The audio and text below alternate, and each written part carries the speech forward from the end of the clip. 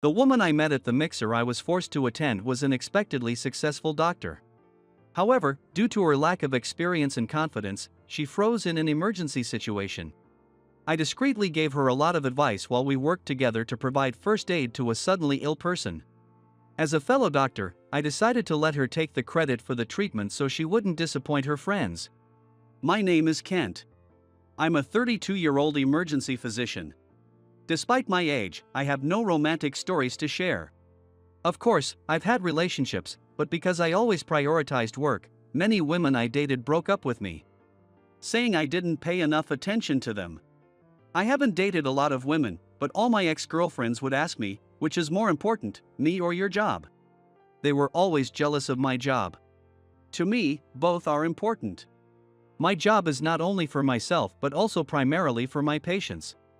I work hard because there are lives I want to save. I want to help lives, treat injuries quickly and effectively, and minimize any long-term effects. As a doctor who can save lives, I always want to prioritize my patients' lives above all else. It's also my identity. And leisure time or time with a girlfriend is equally important. It's not a matter of which is more important. Both are important. It's just that the amount of time I can spend on each is different. If someone asked you which is more important, sleep or food, you'd be troubled. Most people would say both are important. If you then get asked, you spend 8 hours a day sleeping but only 3 hours eating. So does that mean sleep is more important and food is irrelevant? You'd be puzzled. Both are indispensable. Similarly, as an emergency physician, my job is more urgent, and time with my girlfriend can be flexible. Even after explaining this, my girlfriends wouldn't understand and would eventually leave me with remarks like, "Why don't you marry your job?" I often lamented the lack of people who shared my values. In my late 20s, I realized that I was a workaholic, not suited for relationships. I finally understood that trying to date was futile. At first, I felt some anxiety and emptiness seeing my peers getting married and having kids, but now I'm completely at peace with it. Most people around me manage to balance work and family. So, I realized that I might indeed be the workaholic my ex-girlfriends claimed. Given that, dedicating myself entirely to my work isn't so bad. Since then, I've been striving daily to save more patients and minimize their long-term effects through work and study. My family is very free-spirited, so they never pressure me about marriage. Unlike my single friends, who often hear, "When are you getting married?" or "I want to see grandkids," or "Do you have a girlfriend?" or "Do you plan to get married?" from their parents and relatives, my family never asks. I've never heard such comments even once. I don't remember ever being asked about carrying on the family line. I feel grateful for this supportive environment and focus solely on becoming a competent doctor as soon as possible. Then one day, a high school friend invited me to a mixer. I wasn't interested and was about to decline, but my friend pleaded, saying they desperately needed one more person, so I reluctantly agreed. I look average, and in school, I had girlfriends mainly because I did well academically. Since it was just to make up the numbers, I decided to leave after the first round and dressed casually yet neatly before heading to the meeting place. "Hey, everyone, long time no see." I seemed to be the last one to arrive, and seeing my friends again made me smile. It had been a while since I saw my friends due to our busy adult lives. Although reluctant at first, I was glad I came, enjoying the reunion with my friends. On the way to the reserved restaurant, we reminisced and shared updates, feeling like we were back in our school days. Despite being in our 30s, only our appearances, environments, and titles had changed, not our personalities. As a child, I thought people in their 30s were fully grown adults, but now that I'm one, I realize we still have our childish and flawed sides, making us quite normal. A warm atmosphere filled the room. I was having such a good time that I almost forgot the main event was a mixer. The venue was a slightly fancy place where we could drink. If it had been just a men's reunion, a casual standing bar would have been fine, but since it was a mixer, we chose a more stylish spot. We were seated and waited a few minutes for the women to arrive. As the women entered and greeted us, my friends suddenly tensed up.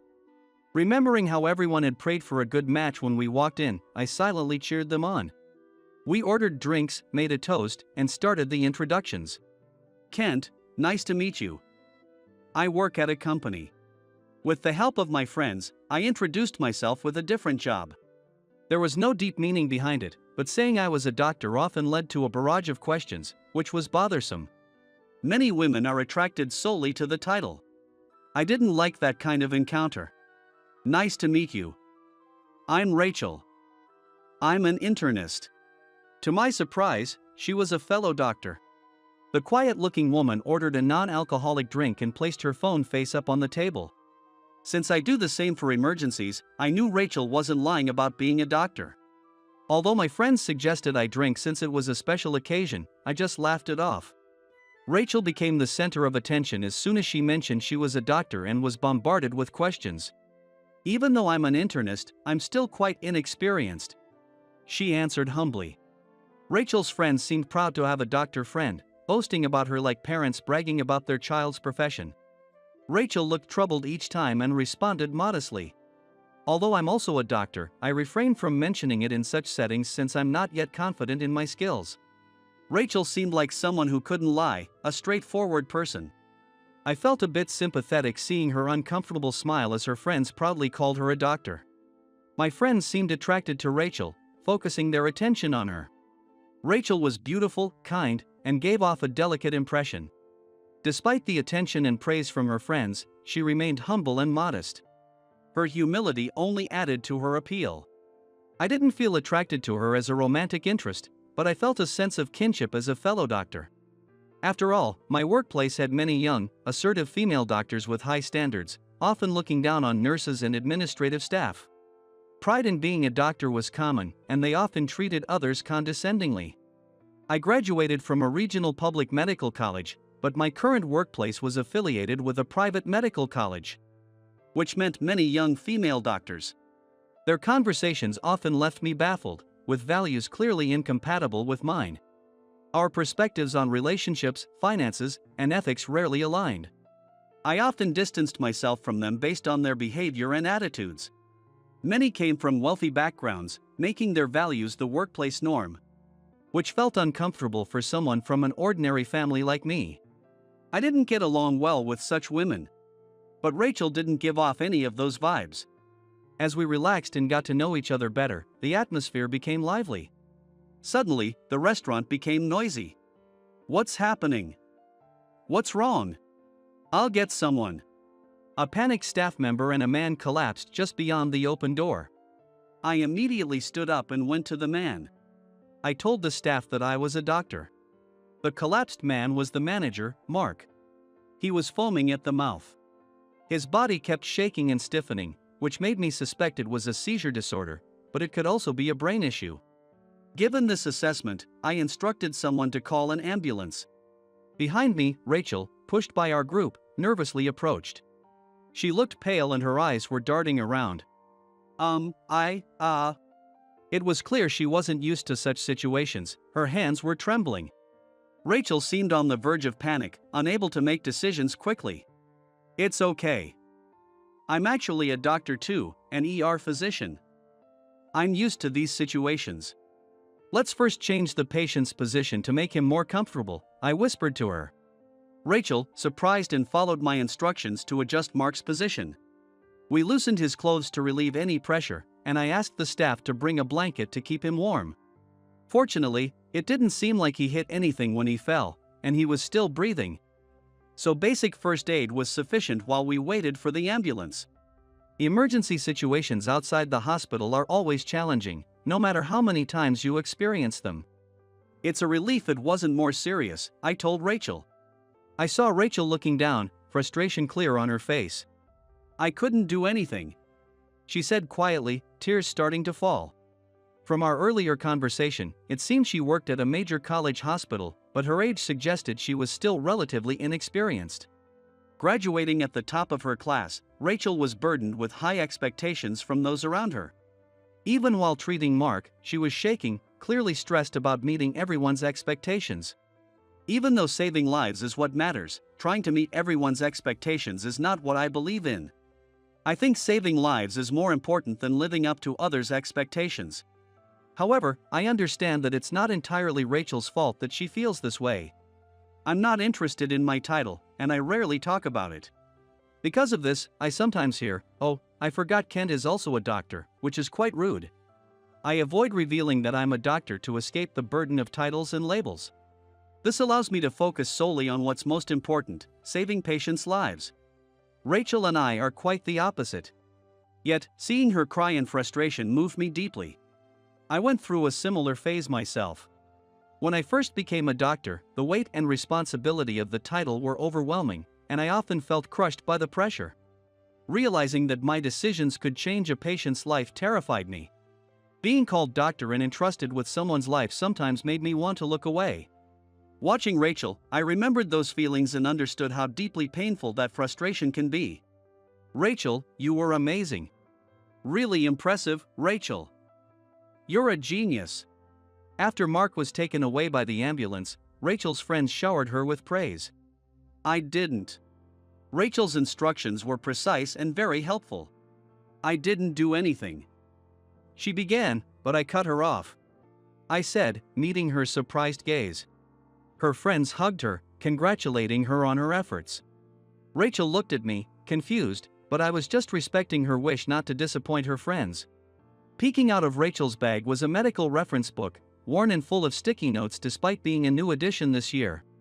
It was clear she had been studying hard. It might be hypocritical of me, but I believe hard work should be rewarded. And I want it to be rewarded. For those who work tirelessly. That's why I didn't want her to lose her motivation now. Both Rachel and I will face many more challenges in the future. But right now, Rachel doesn't need the additional burden of feeling she disappointed her friends. With the unexpected event, the mixer ended after the first round. I felt relieved that I didn't have to think of an excuse to skip the after party and was ready to leave. Kent, wait up. Rachel, looking nervous, hurried after me. When I asked what was wrong, she said, "Thank you so much. Could I get your contact info? I'd like to stay connected as friends and colleagues." I found her endearing as she hesitantly offered her phone. I also took out my phone from my pocket. "Here's my number." "Thank you." Rachel registered my number with a pleased expression. After exchanging contact information, Rachel waved and returned to her friends. The women planned a sleepover and were heading out to shop for supplies. My friends and I decided to head to a bar we knew for more drinks. Still on non-alcoholic drinks, I found myself staring at my phone screen.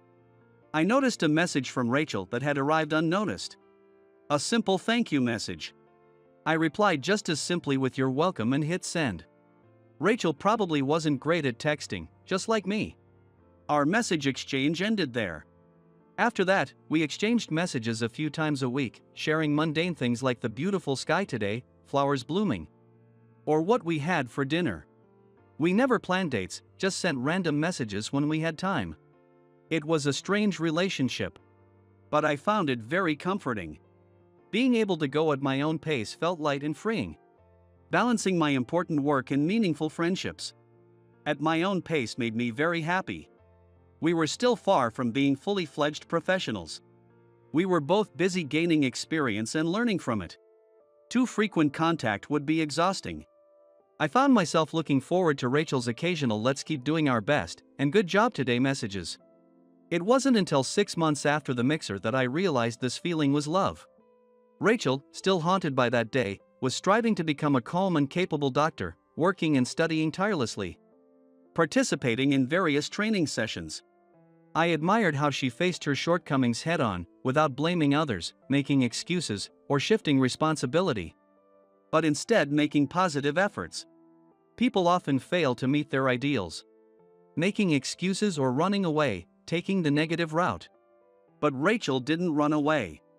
She was working hard to ensure she would succeed next time. While I was also busy with work and study, I ensured I got enough sleep and rested when I could. Rachel, being more self-disciplined, seemed to push herself without taking breaks. Although I worried she might be overworking, I was genuinely impressed and wanted to support her when she called, happy about her progress. It's tough, but I enjoy it. I feel like I'm finally carving out my path and can keep working hard to become a full-fledged doctor as soon as possible. She laughed when I asked if it was hard. Hearing her laugh made me realize that I loved her. I had probably felt this way for a while, but it wasn't until then that I recognized my feelings. I finally asked Rachel out on a date. "Rachel, when is your next day off?"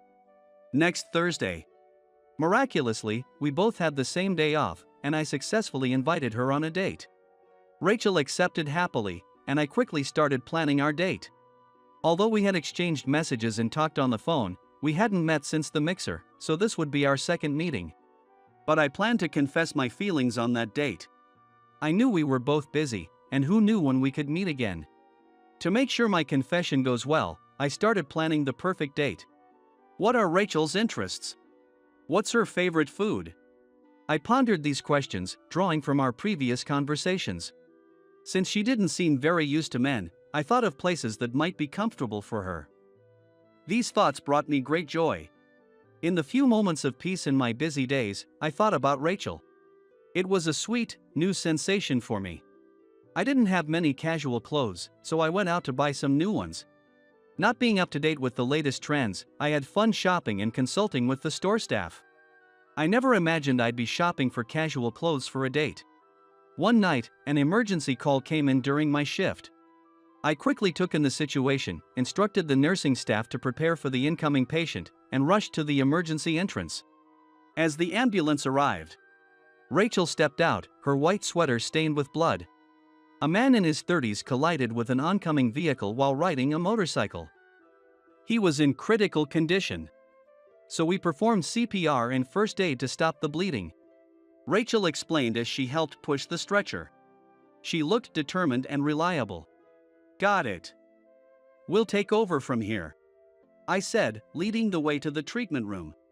We disinfected and sutured the wounds, checked for brain damage, and contacted his family. Thanks to the high-quality first aid Rachel administered, the patient survived, although his injuries were severe.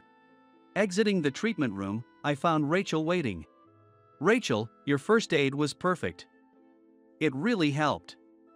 The patient's life is no longer in danger," I said, thanked her. Then, perhaps the tension dissipated, thank God. And Rachel sits up weakly and cries tears of relief. I was out shopping for clothes when I saw the accident outside the store. "I was scared, but my body moved on its own," she said. Rachel, still shaking, explained how she had been scared but pushed herself, remembering why she had worked so hard. When faced with an injured person, her body moved on its own.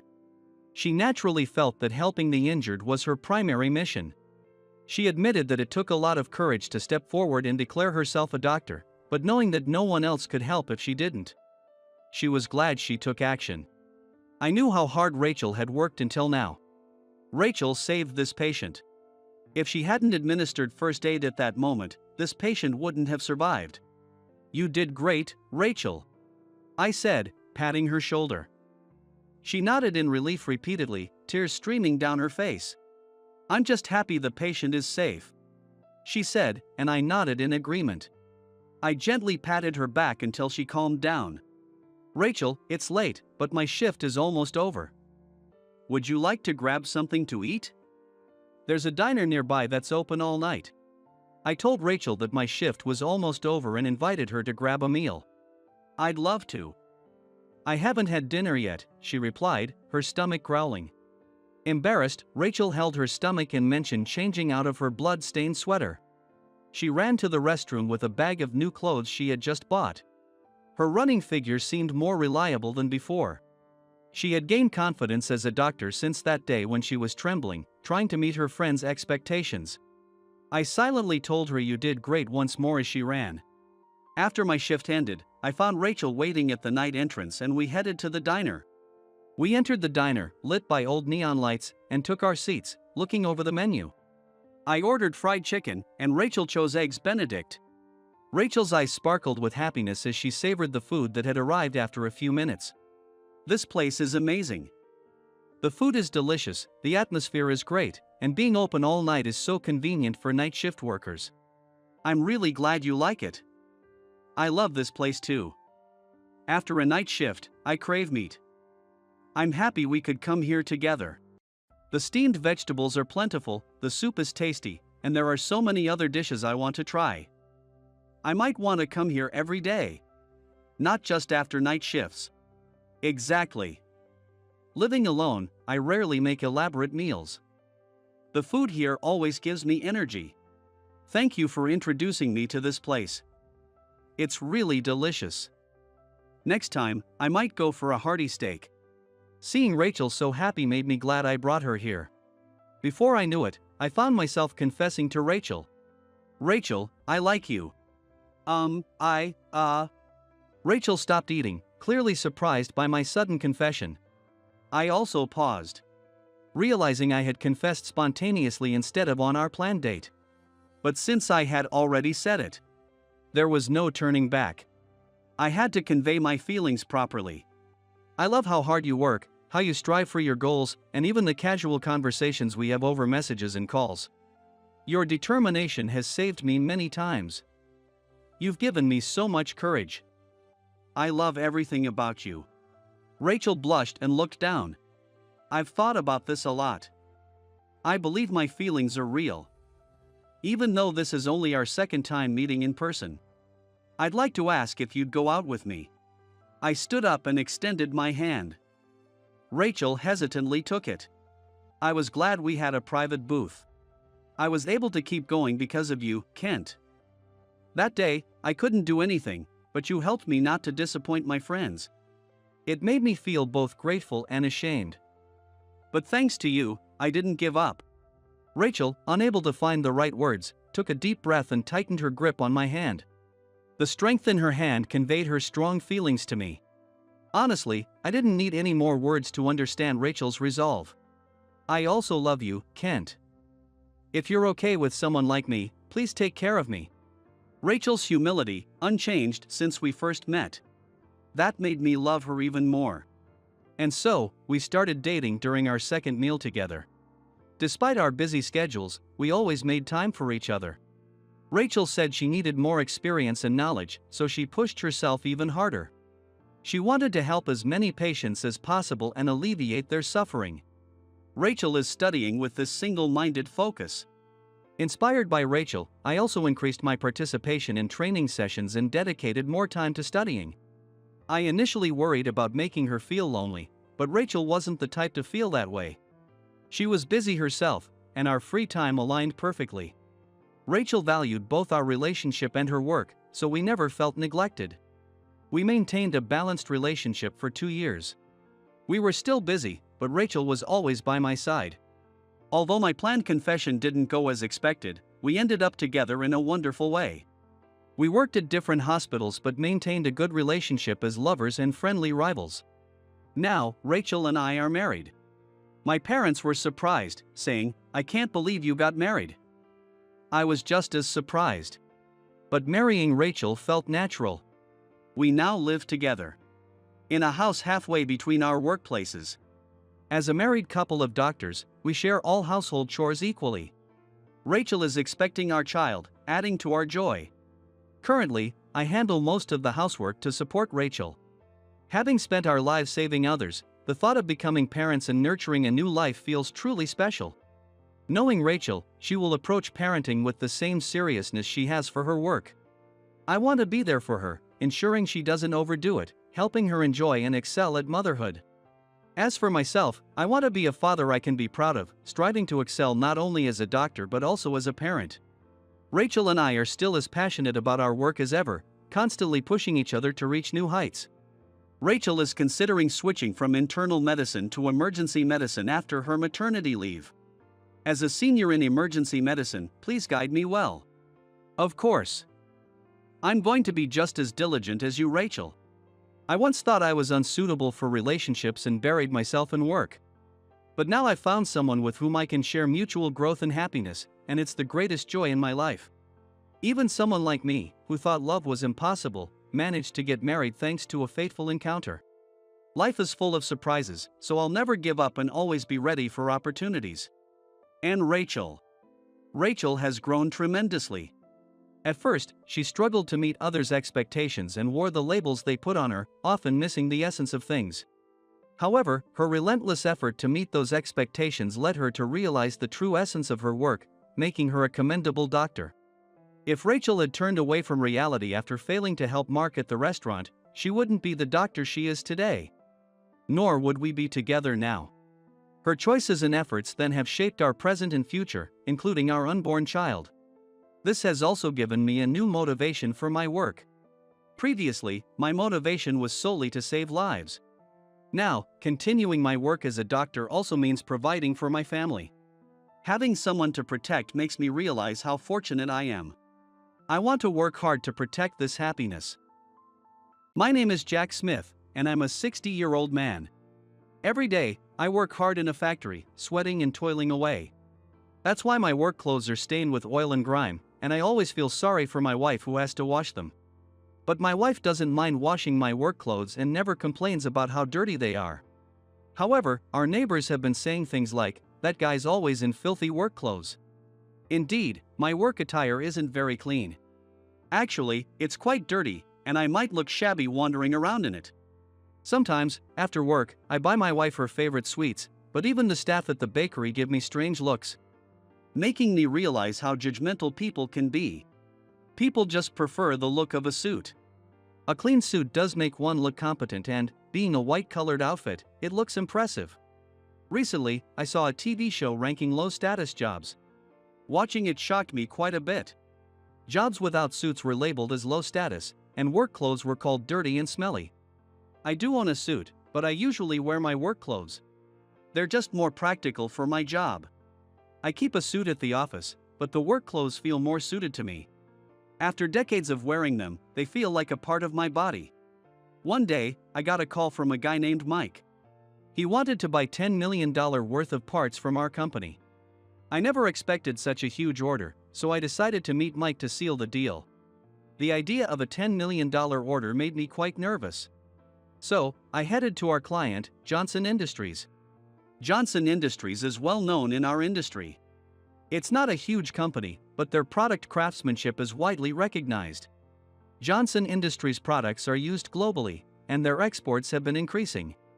They'll likely expand their exports even more in the future. With the recent economic recovery in the US, I figured they'd seize this big opportunity. To explain things clearly to Mike, I prepared some detailed materials. Our parts are precision equipment, and even a slight mistake in their use can cause serious problems. They can break easily and, at worst, cause a short circuit. So, I included thorough explanations. This way, Mike will understand my presentation. Oh no, I have to hurry or I'll be late for the meeting. I guess I'll go in these clothes. I wanted to change into a suit, but there wasn't enough time, so I headed to the meeting in my work clothes. I felt it might be a bit disrespectful, but I hoped they'd understand I was coming straight from work. Surely, no one would tell me to my face that I looked dirty in my work clothes. Or so I thought until then. I hurried into my car, started the engine, and drove to Johnson Industries. The roads were a bit congested, but I took a detour and managed to arrive on time. I informed the security guard about my appointment, and he let me in. The Johnson Industries premises were clean and well organized, impressive for a mid-sized company. Someone must take great care in maintaining the place, I thought. I quickly headed to the reception desk after parking. A beautiful receptionist told me the meeting room was on the 4th floor, so I hurried there. As I waited outside the conference room, a tall man in a sharp suit appeared. This must be Mike. A woman who seemed to be an office assistant unlocked the room for us. Please, come in. I'll bring some drinks right away. Thank you. I'll go in then. All right. Thank you. Then, the woman brought some coffee. My throat was parched with nerves, so I asked if it was all right and then gulped it down. It was in a small cup, which I appreciated. Hello, nice to meet you. I'm Mike from sales. Can we talk for a moment? Hello, I'm Jack. Oh, no need for introductions. What? Mike glared at me. It felt like being stared down by a snake, and it gave me chills. Mike's narrow eyes looked icy, and I couldn't tell what he was thinking. Why did you come here dressed like that? Do you think we're a joke? Well, I'm very sorry. I didn't have time to change and came straight here. It does look dirty, doesn't it? Yes, it is dirty. Only people from the bottom of the barrel wear work clothes. They're for factory workers who didn't even finish high school. Really, coming to a business meeting dressed like that is just what I'd expect from someone at the bottom. I didn't get my degree to talk to dirty people in work clothes. I see. I'm not bragging, but I graduated from K College. I don't want to associate with people in work clothes. If my parents knew I was working with someone like that, they'd cry. They sent me to college for a reason. I tried to calm Mike down. But his tirade didn't stop. He kept insulting me, talking about how dirty and pathetic people in work clothes are. I did feel bad for coming in my work clothes. But there's no need to insult me like that, and I felt frustrated. As I endured it, Mike held a cup of his coffee and started grinning.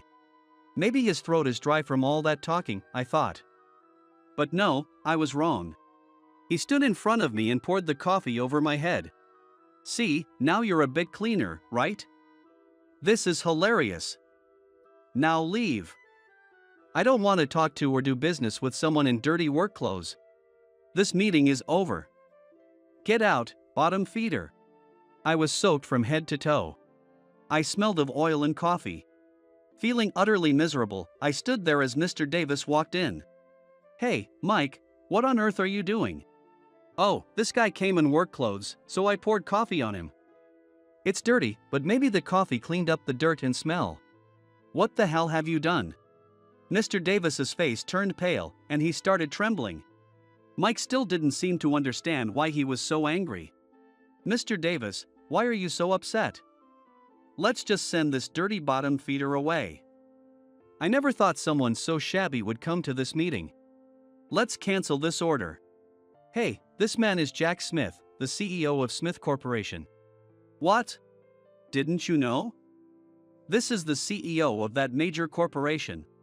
No way, this man is the CEO of Smith Corporation. Yes, I was indeed the CEO. I was the CEO of the major company, Smith Corporation. But I usually wore work clothes. Mike must have thought I was just a regular factory worker. Our company has several factories, including one next to the headquarters. However, our sales department usually handles business meetings. So why was I here instead of a salesperson? There was a reason for that. When we received the order, our top salesperson, Tim, volunteered to handle the meeting. Tim was very competent, and I was initially going to let him handle it. But suddenly, during work, Tim complained of severe stomach pain and was rushed to the hospital. What happened was that he had appendicitis. His appendix was about to burst, but surgery saved him just in time. However, he needed to stay in the hospital for a while, so I couldn't rely on him for the meeting. He felt very apologetic, but I told him, take this time to rest. He works hard all the time, so I didn't want him to worry about work while hospitalized. So, I ended up coming here in his place. I could have asked someone else, but everyone was very busy. The sales department had many projects, and it wasn't easy to entrust them with a $10 million deal. So, I decided to handle it myself as the CEO. Mike probably never imagined someone like me could be the CEO. If I had introduced myself first, he might have realized I was the CEO. I thought it was partly his fault for interrupting my introduction. If he hadn't done that, he might have realized I was the CEO, even in dirty clothes. It was a foolish thing to do. Since he poured coffee on me, Mr. Davis was furious. He approached Mike and immediately ordered towels and rags to be brought. Mike, you'll clean up the mess you made. Now, get the best towels from the office and give one to Mr. Smith. Then, clean the floor with a rag. But I didn't know. How could I have known that this man was Mr. Smith? He looks dirty and like a regular factory worker. If I'd known, I wouldn't have done it. Do you think that excuse will fly? You did something unimaginable to an important client. You seem to have no awareness of that. Well. Just go get the towels now. So, Mike left the conference room to get the towels and rags.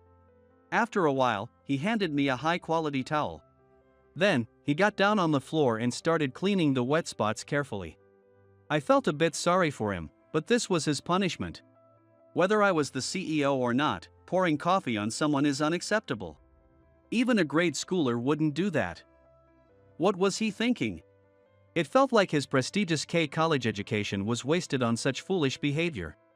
I may not have a formal education, but I don't judge people by their appearance.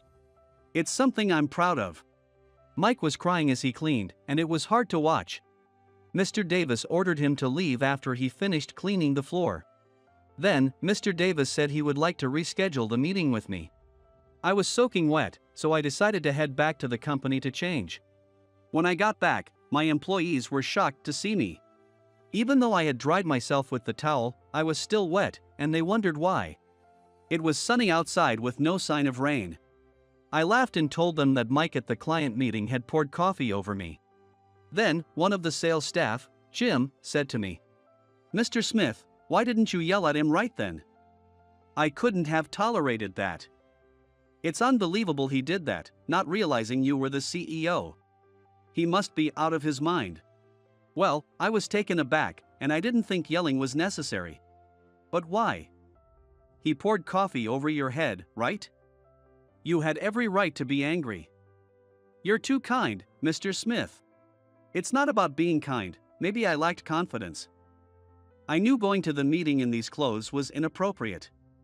So, somewhere in my mind, I thought I deserved it. It was shocking, but I knew I should have changed into a suit. But, Mr. Smith, you always work on the factory floor, helping with the machines, right? I know you didn't have time to change. I wish I had gone to Johnson Industries instead. But Jim, you also have a lot of projects. I couldn't ask you. With Tim in the hospital, I felt I was already burdening the sales team. So, I decided to handle it myself. It's over now. But thank you for standing up for me, Jim. You're very kind. I couldn't do anything to help you, Mr. Smith. When I got hired, I was so happy and swore I'd repay you, but now this happens. I'm so frustrated. Jim cried for me. Just having someone care this much meant a lot to me. Even though my neighbors judged me for my dirty clothes, I was grateful for my supportive employees. By the way, my neighbors don't know I'm the CEO of Smith Corporation. I don't live in a mansion, just a regular apartment, so people assume I'm just a factory worker. Why do I, the CEO, live in a regular apartment instead of a mansion? There's a reason for that. My wife and I don't have children. She's infertile, so trying to have kids was futile. But instead, we volunteer to help children in underprivileged countries. We do this entirely out of our own pockets. Kids in these countries often can't even visit a hospital, so they suffer from severe illnesses at a young age. In some places, they can't even afford toothbrushes, and it's not uncommon to see young children with no front teeth.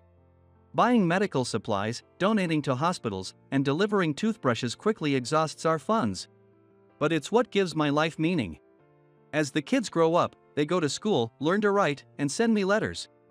I feel like I have children all over the world, even if they're not biologically mine.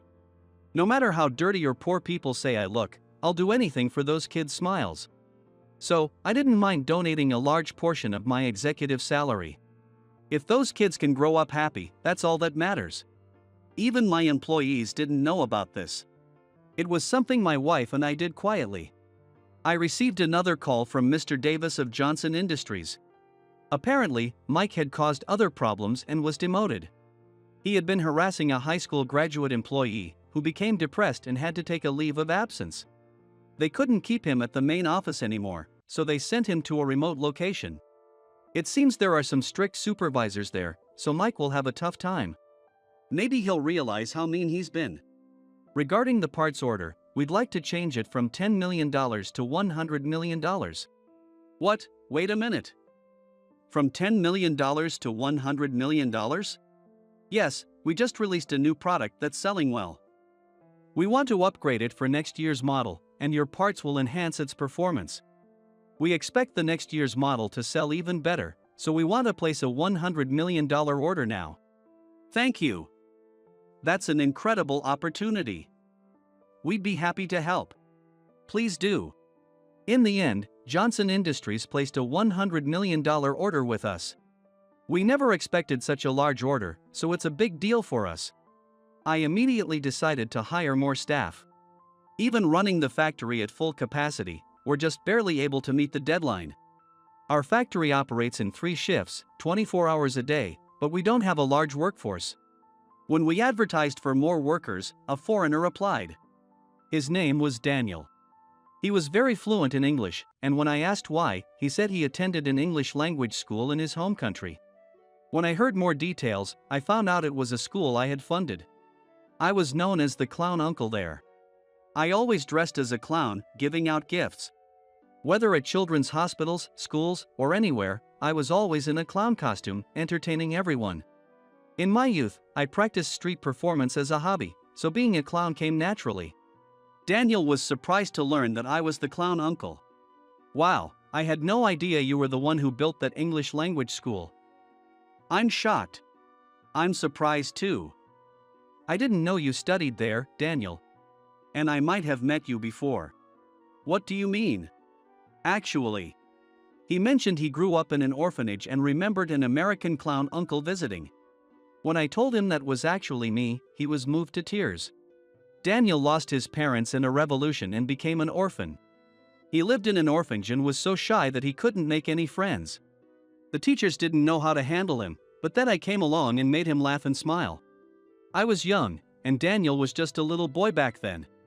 I don't remember much from those days, but Daniel shared his happy memories with me. After losing my parents in the revolution, I was depressed. Everyone else was cheerful and played with friends, but I was too shy to talk to anyone.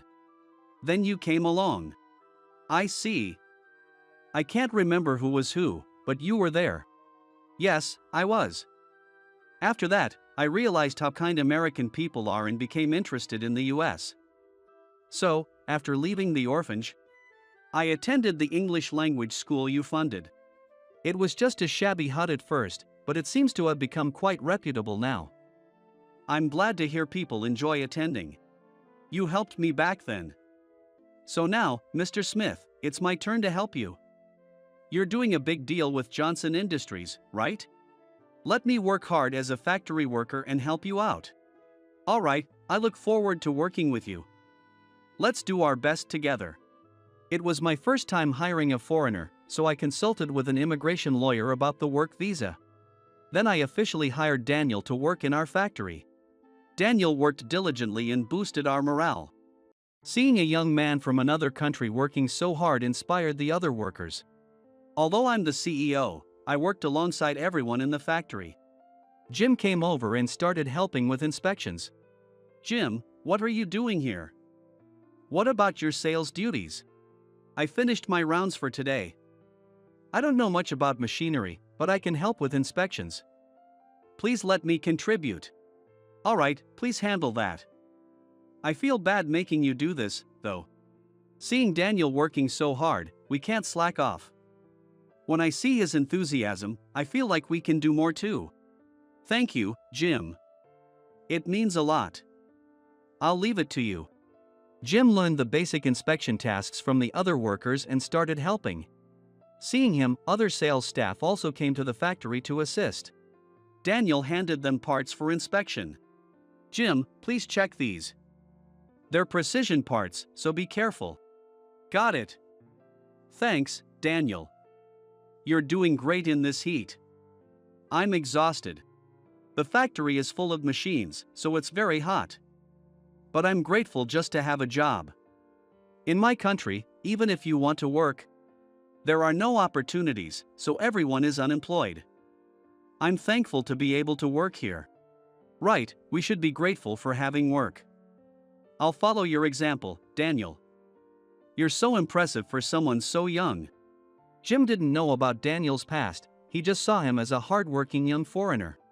But during a break, he overheard Daniel's story from him and Chris. Although it was a coincidence that Daniel joined our company, Jim learned about my support for underprivileged children. My past encounter with Daniel, and his time at the English language school I funded. Jim, who tends to be emotional, started crying. I had no idea Mr. Smith did such things. You're truly remarkable. I don't know if it's remarkable, but I did what I wanted to do. I'm glad you and Daniel reconnected. It must be fate. Maybe God brought you together again. Maybe so. All right, let's wrap up our break. We still have a lot to produce. We need to finish the remaining half within a week to meet Johnson Industries' deadline. Right. It's a $100 million contract, after all. Let's give it our all. To fulfill the $100 million contract, we worked tirelessly. My work clothes were filthy. Covered in sweat and oil, they were so soaked that water could drip from them. And at my age, my body ached all over and felt like it was screaming. But I couldn't let this big opportunity slip away, so I worked with all my might. Everyone else worked hard, sweating profusely. I couldn't rest just because I was older, so I pushed myself despite the pain. Somehow, we managed to produce the $100 million worth of parts by the deadline. Towards the end, I felt an adrenaline rush, and no matter how hard I worked, I didn't feel the pain. This must be what they call a burst of strength in a crisis. Even though it wasn't an actual crisis, we managed to pull through with unexpected strength. Whoa! We did it! Daniel, great job! I can't remember the last time I worked this hard. But it feels amazing. Yes, it really feels good. There's a sense of accomplishment. Now we can deliver to Johnson Industries on time. I'm so relieved. Well done, everyone. You really pulled through. Thanks to you, we made it. I'm sure Mr. Davis will be thrilled. Let's celebrate tonight with a fancy barbecue. Wow. Really? Awesome. Thank you, Mr. Smith.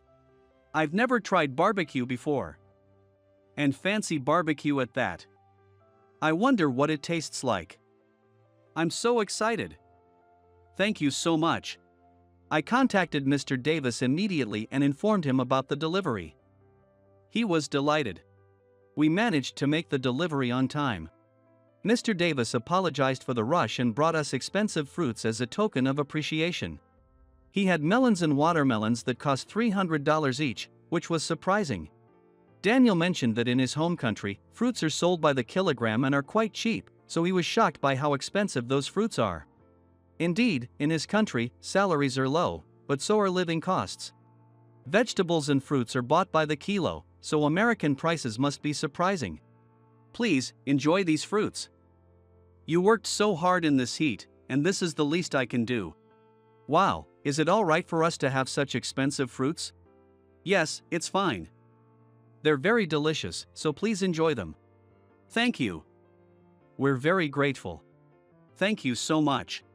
I'm sure our company will grow even more thanks to all of you at Smith Corporation. I hope we can continue to have good business relations. I'm sorry for the trouble our former employee caused you. Oh, don't worry about that. I'm not angry anymore. He ended up causing problems even at his new location, so we had to let him go. It turns out he hadn't changed at all. It's unfortunate. But some people just don't learn. Yeah, sometimes there's just no way to get through to some people. It can't be helped. Well then, I'll take my leave. I'm sure we'll be placing another order soon, so I look forward to working with you again. Even though we were going out for barbecue tonight, we couldn't resist eating the chilled fruits. Well, they say there's always room for dessert, so why not? Then, we went to the fancy barbecue place to celebrate. Everyone was starving. After working so hard these past few days, I was craving some meat too. I'm 60, but my stomach is still strong, and I can enjoy good meat. We kept ordering more meat, but with so many guys, it disappeared as soon as it was cooked. Go ahead, order more. Don't hold back. But isn't this meat really expensive? The prices look like there's an extra zero. Don't worry about that. Daniel, you're young, and if you're going to keep working hard in the factory, you need to build up your stamina. Well, if you insist, I'll take you up on that offer. Can I order more too? I'm starving. I can eat as much meat as I want after having fruit for dessert. Sure, order as much as you want. Tonight is a celebration, and no one needs to hold back. Yay! Mr. Smith, you're the best. You're the big boss. Well, only my beer belly is big, though. Good one. The barbecue we had together was absolutely delicious. Being able to eat such expensive meat is a testament to how hard I've worked. I may only have a high school education, but I've always been dedicated to my work. When I started Smith Corporation, there were many setbacks, and I nearly gave up multiple times. Then I found out my wife was infertile, which was devastating. But I didn't let it get me down and kept focusing on my work. With my wife's support, I was able to keep going. Once I started earning enough, I wanted to help children around the world. Even though we couldn't have children of our own, I felt that helping underprivileged kids gave my life purpose. All through various support activities, I never imagined I'd reconnect with a boy I once helped. Daniel, who was a small boy back then, had grown into a fine young man and now works for our company. Thanks to him, everyone was motivated, and we managed to meet the deadline for Johnson Industries. I may not have biological children, but my employees feel like my family. Even though we're a big company, I want to maintain a family-like atmosphere. I want everyone to feel that working here was a good decision. So, no matter what happens, I'll keep working hard. Even if others ridicule or belittle me, I am who I am. I don't think I'm wrong, and I'll live humbly. Someday, when I'm gone, maybe everyone will remember me fondly. If you're okay with it, shall we stay at a hotel together? After missing the last train due to overtime, I was stranded. I found a woman looking disheveled in the hotel district. Unable to leave her stumbling around, I invited her to stay at the hotel I had booked. She kept her head down the whole time. When she took a bath, I was surprised by how cute she actually was. What could have caused her to be in such a state? Upon asking, she disheveled she had been in a difficult environment.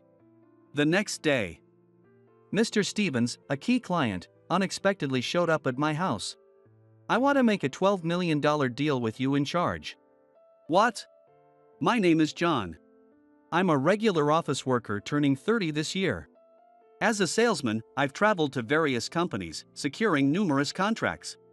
I'm not the best, but for a 30-year-old, I've done reasonably well. Wow, as expected from you, John. Thanks for your hard work today. By the way, I heard there's a restaurant with a great view. Want to go there together? I'd love to go with you, John. Can you teach me the secrets of negotiation next time? Thanks to this, and I say this with some embarrassment, I was quite popular with the female employees in the office. I was well liked not only by my subordinates and peers but also by my female superiors. For me, having women approach me like that was a great feeling. It boosted my confidence, making me feel recognized as a man. It also reassured me that I was on the right path as an office worker, keeping me motivated. However, that was all a year ago. Now, no one wants to talk to me. And for good reason. Exactly a year ago today, I made a mistake. This mistake marked the beginning of my downward spiral. One day a year ago, I had gone shopping at a department store at a colleague's request. Even though I had secured contracts and achieved results, I was still an employee with less than 10 years in the company. Naturally, performing menial tasks for my boss was part of the job. But that day's task was not for my boss, it was to buy a gift box on behalf of my colleague, Tom. If you ask why I was doing a menial task for a colleague, it wouldn't make sense logically. When things get busy, we help each other out. It's a habit from my school days of cooperating with friends and classmates. It's been a habit since then. So, I bought the gift box for Tom and delivered it to his boss, Kevin. But Kevin said, "This isn't the right one." No way, I made a mistake. I was sure I had bought the exact gift box Tom had instructed me to get. In this company, there are about 5 specific types of gift boxes we use to apologize to clients. It was one of those. Even though the instructions were verbal, there was no way I got it wrong. However, what came out of Kevin's mouth was a completely different name. Mistakes happen, but why did you buy the one thing our client hates? Did you do this on purpose? It turned out that the gift box Tom instructed me to buy was the one thing the client disliked. Kevin, being a suspicious person, thought I did it intentionally. It was the worst-case scenario. It was just a single gift box. An errand I ran for a colleague, not even for myself. I never imagined it would cause such backlash. I apologized to Kevin, explaining there was no ill intent. And so, by going to buy the exact box of sweets that Kevin had mentioned, the matter was resolved once again. Later, when I asked Tom again, he mentioned the same gift box name Kevin had. But didn't you say something different before, Tom? No, I said the one with the traditional Japanese sweets. Get it together. I got yelled at by Kevin because of you. Seriously, help me out here. Despite him assigning the task to me, Tom complained about the inconvenience it caused him. In the end, I owed him another favor for the trouble caused. Looking back, it was ridiculous. Next, Tom asked me to do some clerical work that involved reviewing the documents and reflecting them in the graphs. Apparently, it's something important that Tom's team will use in an upcoming business meeting. I worked on it during my free time, based on his instructions. When I handed it to Kevin, he said, "All these numbers are slightly off." I quickly went back to my desk to check the documents Tom had given me. But the data had been swapped with slightly different figures. After the second mistake, Kevin, already suspicious, became even more distrustful of me. Despite my sincere apology, he didn't forgive me as easily as before and gave me a lengthy reprimand. I left with heavy steps. In hindsight, I should have taken measures to prevent a repeat of the mistake. But I never imagined a colleague would go to such lengths to set me up. Once again, I ended up owing Tom another favor. This cycle of favors continued, and every time Tom offloaded a task onto me, I failed to complete it properly. My repeated failures spread throughout the company like ripples. The ripples reached Kevin and eventually my direct boss, Lisa. Eventually, I lost the trust of those around me. We can't entrust important work to someone who makes such simple mistakes repeatedly. My hard-earned reputation crumbled. Until today, I've been relegated to menial tasks instead of sales duties. Even menial tasks are important and need to be done by someone. But the volume of these tasks increased, leading to constant overtime. Today, I'm working late again. I haven't been home in a week. But even if I go home, it's just to eat convenience store food and sleep. I haven't been cleaning or taking out the trash. My room must be a mess by now. These thoughts felt like distant memories.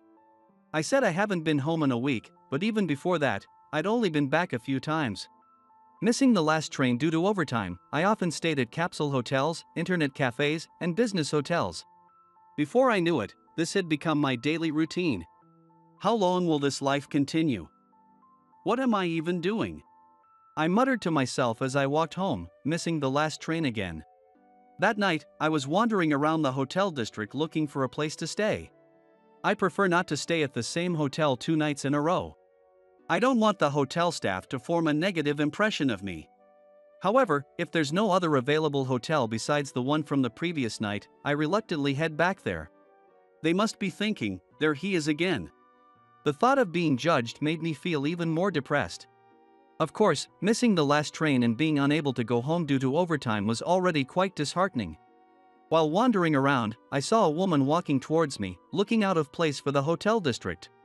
She was dressed in tattered clothes, carrying a shabby travel bag, with her face hidden. She looked more like a runaway than a homeless person. She clearly had nowhere to go. Her weak and unsteady steps made it seem like she might collapse at any moment. But everyone around her pretended not to see. Even if they noticed her, they just gave her cold looks without saying anything. Seeing her, I felt a pang of sadness. I couldn't help but relate to her, being met with cold stares after repeatedly making mistakes at work. Before I knew it, I found myself calling out to her. "Excuse me, are you okay? You seem like you have nowhere to go." She didn't respond, keeping her head down. I turned around and pointed in the direction she was heading. "There's a women's hotel just around the corner. Would you like me to show you the way?" She still didn't reply. But she didn't turn away or leave when I stopped to listen and made my suggestion. It seemed like she would follow me if I walked.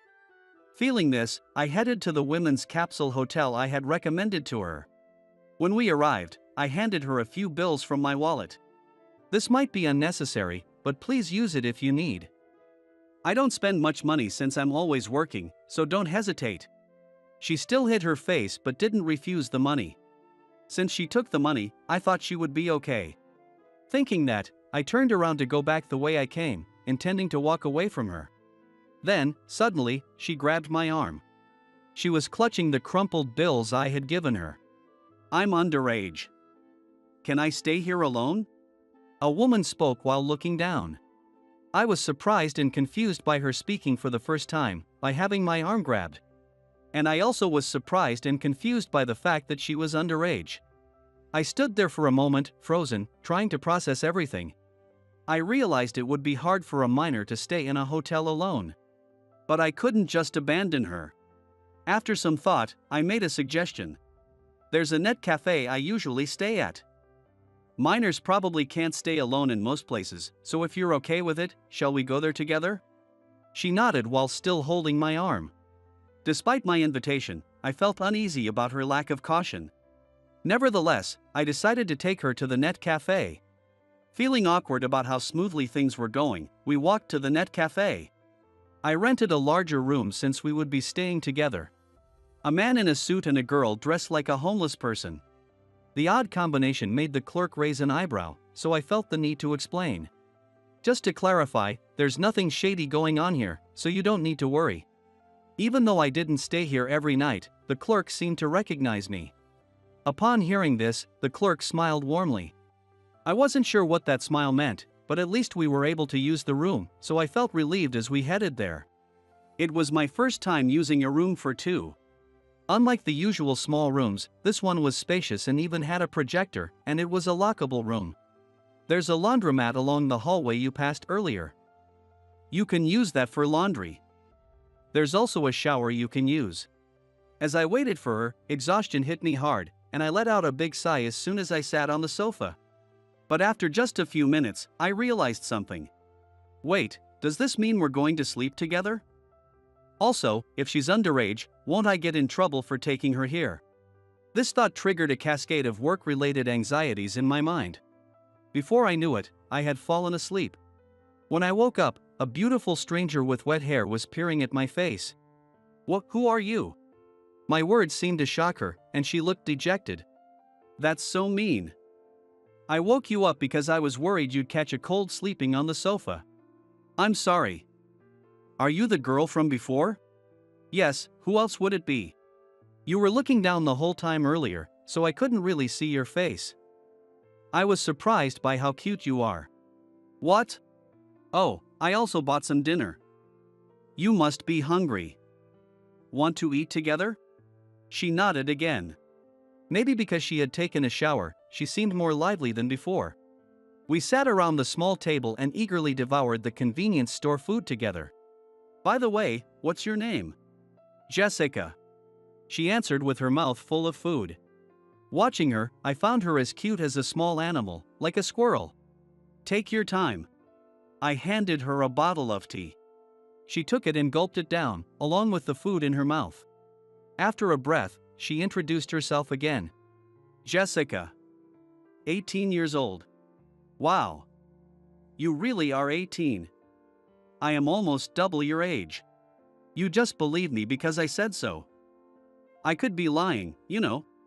There's no reason for you to lie to a stranger like me. And no one would lie about being a minor if they weren't. True.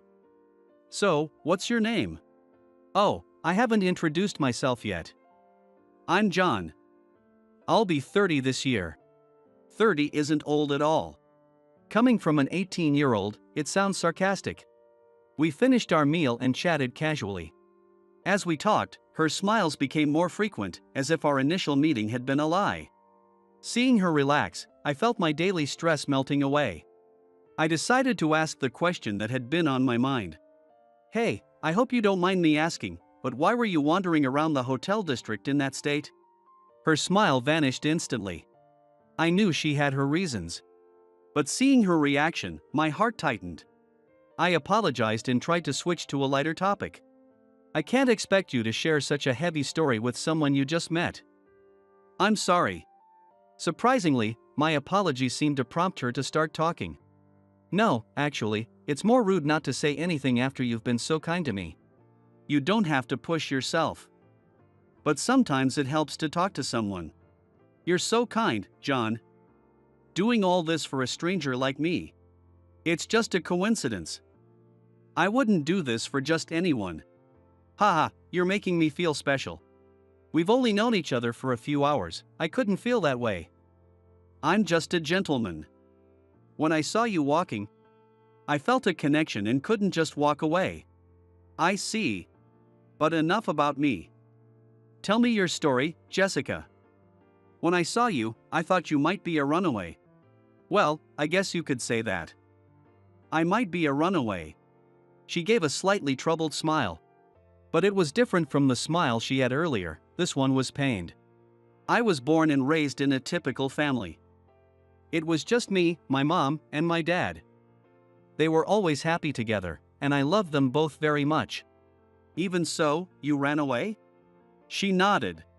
Jessica had explained that when she entered middle school, her once happy family fell apart because of a tragic event. Her mother died in a car accident. After that, she and her father spent their days consumed by grief, taking time off from school and work. Even after the funeral, the sadness lingered, but Jessica tried to move forward by going back to school. Her friends and teachers supported her, helping her cope with the loss. But her father reacted differently. He turned to alcohol and gambling to drown his sorrow. He had always been somewhat isolated at work. He worked for his family, but losing his beloved wife might have made him feel like his family had fallen apart. He might have lost his reason to work. He changed completely, drowning himself in alcohol and gambling, losing his job in the process. He was burning through our savings rapidly. If my father wouldn't work, then I would. Out of consideration for my father, who was struggling after losing his wife, I decided to support him until he could get back on his feet. Thinking this way, Jessica started a part-time job to support the family while still attending school. But she soon realized that part-time work after school wasn't enough to cover their living expenses. So, she started working day and night, whenever she wasn't in school. Unaware of her efforts, her father continued to waste their savings until they were completely depleted. After that, it would have been great if he had come to his senses and started working again for the sake of the family and Jessica. But things didn't go so smoothly. After my father spent all his savings, he started relying on my earnings next. Until then, she hadn't told him about her part-time jobs. Every time she came home late from her part-time job, her father would question her. She made up stories about hanging out with friends, but it seemed her father had caught on. Despite her efforts to resist, her father ended up spending all the money she earned on alcohol and gambling. To make more money, I thought I should cut down on school hours. She started by being late or leaving early, but eventually dropped out due to financial pressures. She took on more jobs. But her father wasn't satisfied and began to physically abuse her. Unsurprisingly, she found it increasingly difficult to go home. She confided in a female senior at one of her part-time jobs, who invited her to stay at her place. At first, she was staying out of goodwill, but that didn't last long. Soon, a female senior started charging her an exorbitant amount of money as rent, and gradually, that senior began to treat her as a nuisance. That's terrible. It's no better than living at home. Yes, but looking back, it was better than being abused. Jessica tried to seek help from her boss, Mike, at the part-time job, but it was too late. Before she could talk to him, her senior had already fed him lies about Jessica. The rumors were terrible, accusing Jessica of staying at various men's houses and seducing them, stealing money, and begging.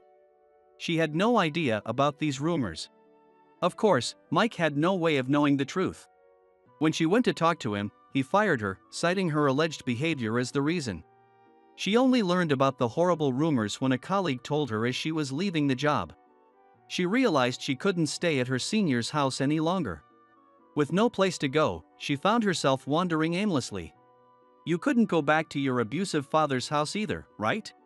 No. I didn't want to go back. After living like a homeless person for a few days, I found her, leading to our current situation. Listening to her story, I couldn't help but remember the unfair treatment I'd faced from my colleagues over the past year. Being wronged by colleagues, finding yourself labeled as the villain with no one to help you. She had been betrayed by a trusted senior at her job and lost her place to live. Our situations felt oddly similar. That must have been really tough. Yes. Actually, I've also been deceived by colleagues for the past year and treated as the bad guy at work. Really? Yes, because of that, even though I'm in sales, I've been doing nothing but menial tasks every day. I see. But compared to what you've been through, my situation is nothing. Still, if someone like me can manage to keep going, you can too. I smiled at her. She looked at me and smiled back. Thank you for encouraging me. Well, I hope it helps. No, it really does. No one's ever helped me this much or encouraged me before. hearing that makes me feel better. I wondered if my attempt to encourage her had actually helped. Anyway, it's late. Let's get some rest, I told her, covering myself with a blanket and falling asleep. The next morning, I was lucky enough to have a day off. I couldn't just leave Jessica with nowhere to go, so I invited her to my place. Not knowing how she would react, I nervously made the suggestion. Contrary to my worries, Jessica seemed to trust me completely and happily accepted. We took the first train to my home. As I inserted the key into my apartment door, I remembered how messy my place was. Just a heads up, my place might be a bit messy. Don't worry. It's fine. Pushed by her encouragement, I opened the door, revealing a scene worse than I'd remembered. The hallway leading to the living room was lined with overstuffed trash bags. Even from the entrance, the living room looked like a disaster zone with garbage strewn everywhere. Wow. She must have found it more overwhelming than she imagined. She was at a loss for words. Jessica, are you ready for this? I swallowed hard, turning to her nervously. She met my eyes, slapped her cheeks a few times to brace herself, and replied, Yes. This is nothing compared to what I've faced. She was surprisingly resilient. But as she stepped into the living room, she was struck speechless again by the sheer chaos. I, too, was stunned by the extent of the mess, unable to find a clear spot to step. Are you okay? I asked again.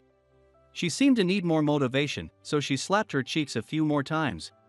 Yes, I'm fine. Her cheeks were now quite puffy. The mess was so severe that some areas had trash piled up to our knees, making it hard to walk. This is something else. Navigating through the knee-high trash was difficult, so Jessica helped me move forward. Her unintentional physical contact made my heart race a bit. Despite the situation, I couldn't help but feel that way. It must be a guy thing. Well, let's start cleaning. I'm really sorry you have to help clean right after I invited you. No, I'm happy to help and repay your kindness from last night. With that, she began cleaning efficiently. Her efficiency was such that it wouldn't be an exaggeration to call her a professional cleaner. She moved with such speed and precision. Even though I should have been leading the effort, it felt more like I was assisting her.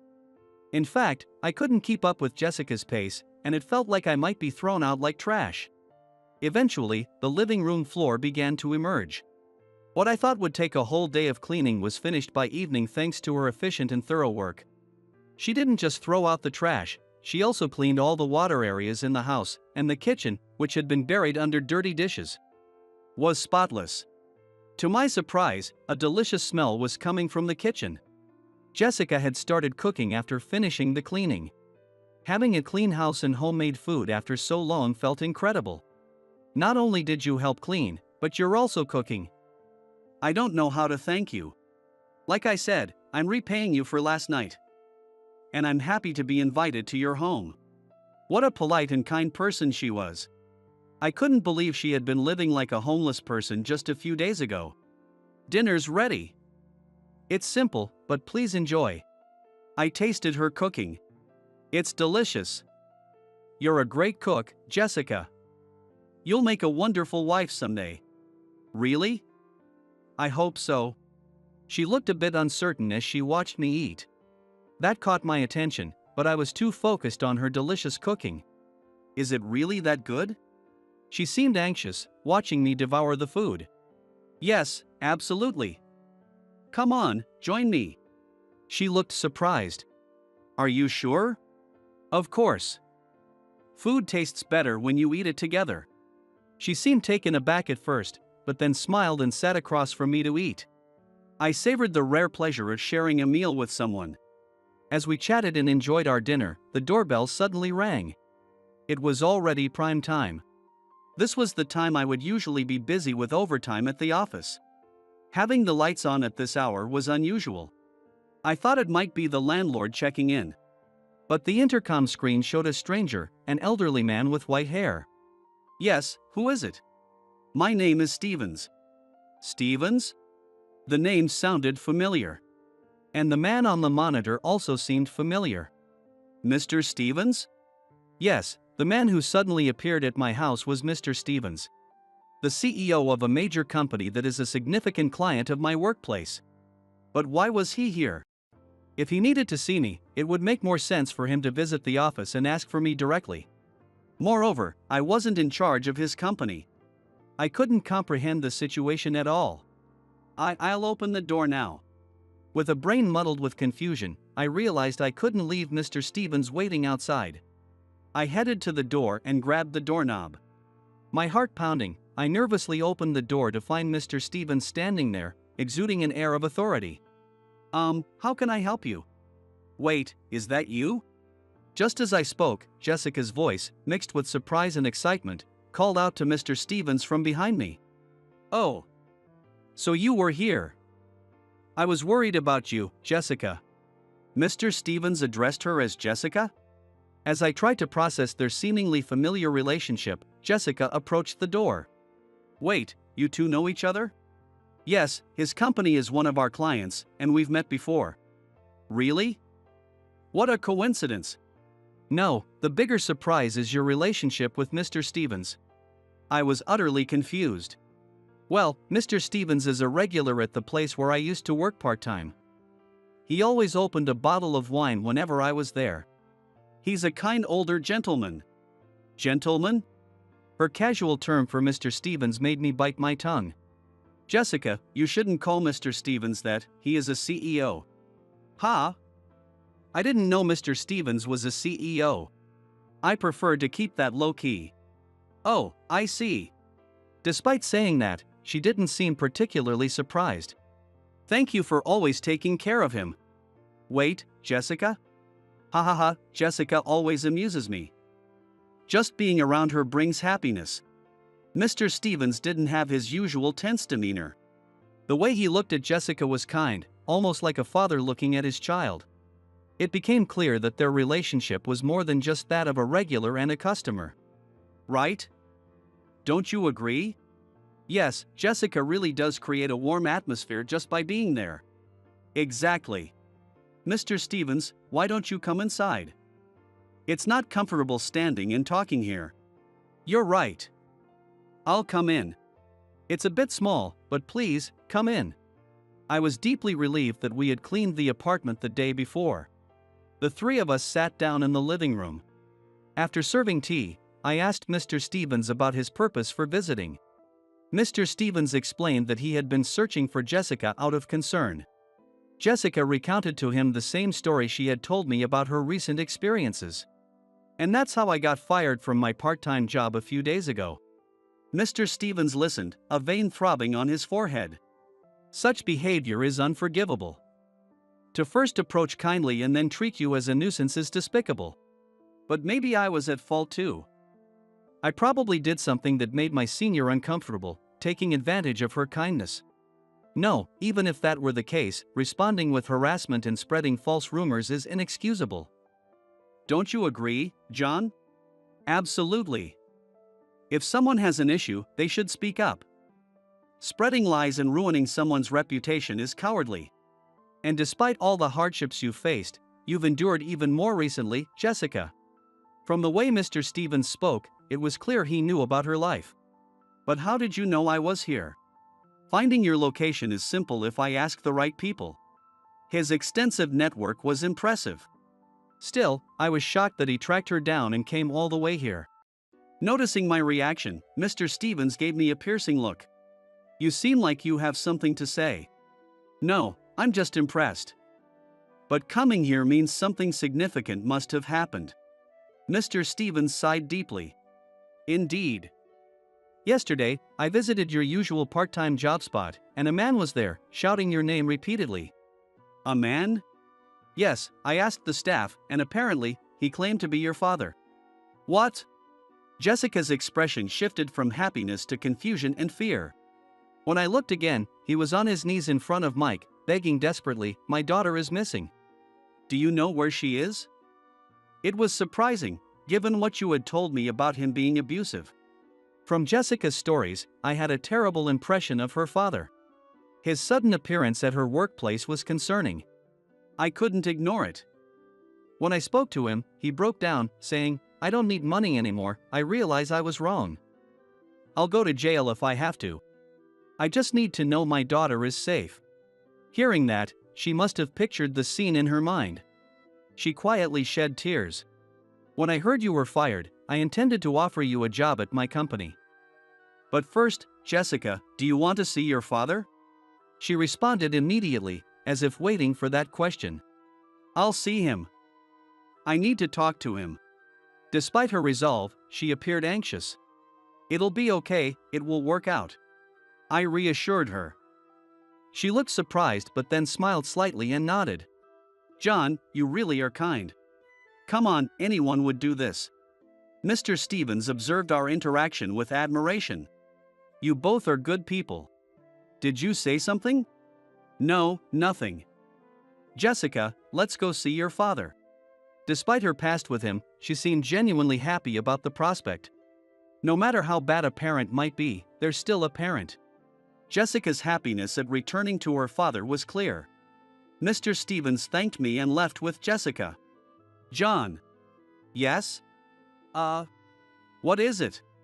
She shook her head slightly and then smiled brightly. "See you again." With that, she left. And now I'm alone again. Sitting in the now clean room, I felt a silence envelop me.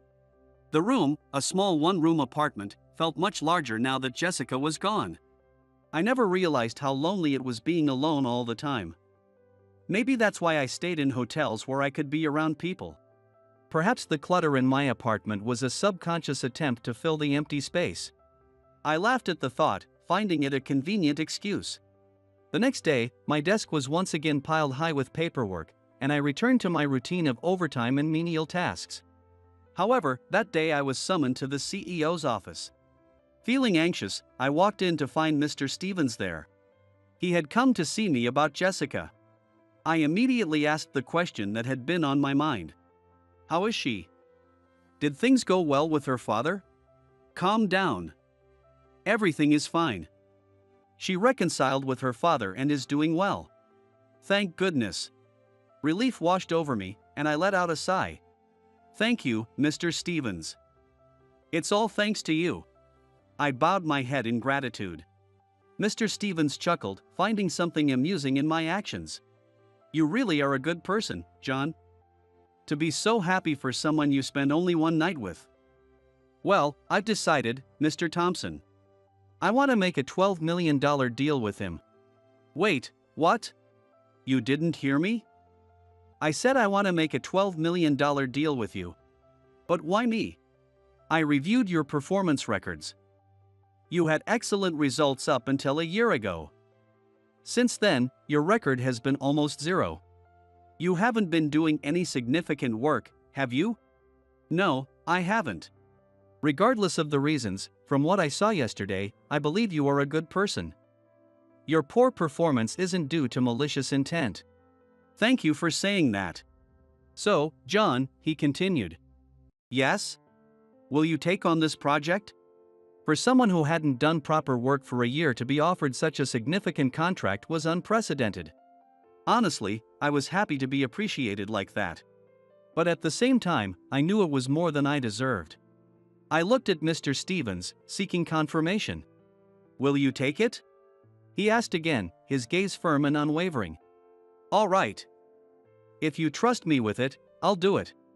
With that, I found myself entrusted with a $12 million project. Of course, our president, Mr. Thompson, also agreed, saying, "If Mr. Stevens says so," and promised to provide full support. My work life changed dramatically after that. No more endless overtime filled with menial tasks. I focused on my actual job and started leaving work on time. Colleagues who had once doubted my abilities were now surprised by my skills. I also met regularly with Mr. Stevens due to the project.